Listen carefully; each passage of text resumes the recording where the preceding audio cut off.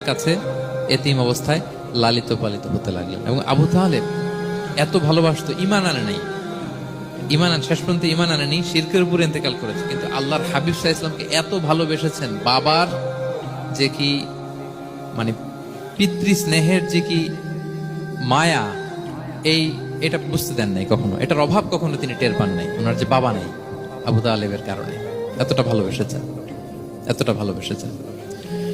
তার মানে কখনোই রাসূল সাল্লাল্লাহু আলাইহি ওয়াসাল্লামকে লালন পালন, রক্ষণাবেক্ষণ, টেক কেয়ারের কোনো গ্যাপ আল্লাহ তাআলা রাখেননি।